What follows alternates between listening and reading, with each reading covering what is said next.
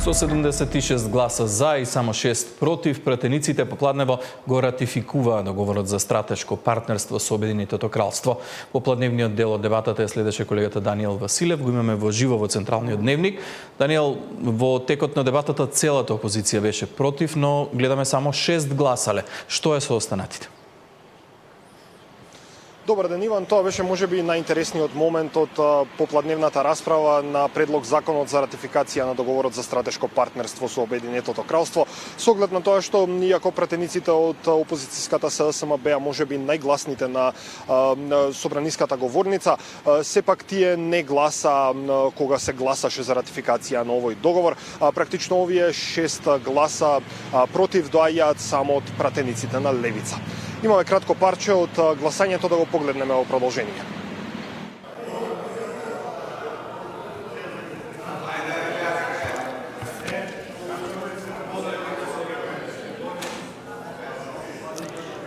Вкупно гласа 82 пратеника, 76 пратеници гласаа за, 6 пратеници гласаа против, воздржани нема. Констатирам дека Собранието го донесе законот за ратификација на договорот меѓу владата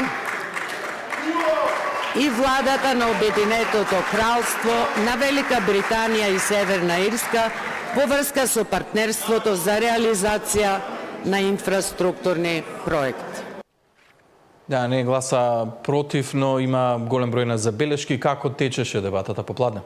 Оваа расправа започна уште на почетокот остро со оглед на тоа што практично опозицијата обвини дека договорот е ништовен поради тоа што во англиската верзија на договорот кој што е испратен до Собранието пишува дека потписник на него е заменик председателот на државата. Од друга страна, од Министерството за надворешни работи велат дека сепак станува збор за техничка грешка. Да погледнеме дел од оваа расправа во Собранието.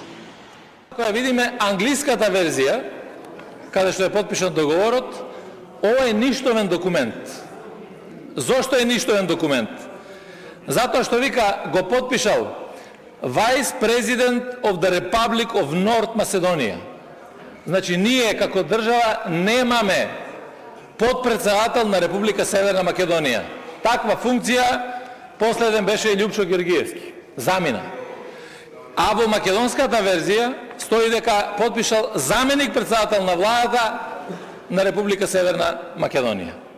Ако е вака, тогаш нема апсолутно важност ваков еден договор или спогодба, како сакате наречете го. Кога се потпишуваат меѓународни договори, се потпишуваат повеќе примероци во смисла на тоа англиска оригинална верзија, македонска оригинална верзија и преводи на двете верзии.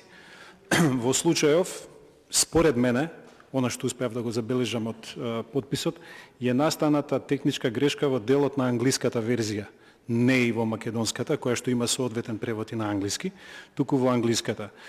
Овие прашања се разрешуваат на тој начин што се дава, фактички се разменуваат ноти и се поправа таа техничка грешка, инаку јасно е дека во име на владата на Република Северна Македонија го има подпишано вице-премиерот, односно подпредседателот.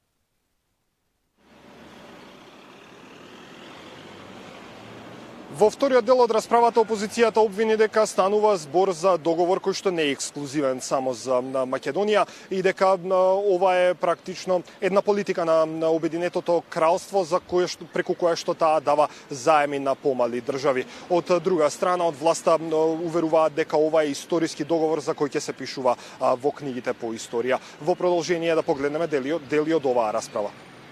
Ова не е договор што создава нешто единствено или стратешко поинакво за Македонија. Ова е дел од стандардна финансиска рамка што им е достапна на многу држави и нема карактер на ексклузивна или стратешка соработка. Токму затоа, овој документ не треба да се представува како историски успех или пресврт во нашата економија. Напротив, тој е дел од еден поширок процес на задолжување. Овој договор е составен од два документи. Едниот е економско-финансиски и едниот е политички. тоа што е важно е дека со овој договор ние се зацртуваме на мапата на светот.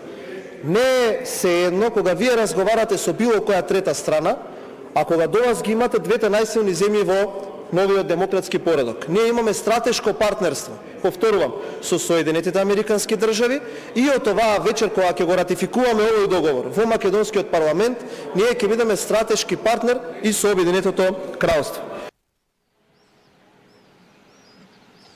Иван, тоа беа практично деталите и она се што беше интересно на денешната расправа, на која што пратениците го ратификуваа договорот за стратешко партнерство со Обединетото кралство. Како што кажавме и на самиот почеток, 76 пратеници гласаа за, 6 беа против, а грото од пратениците од опозицијата, оние од СДСМ и од ДУИ, воопшто не гласаа за предлог законот за ратификација на договорот за стратешко партнерство.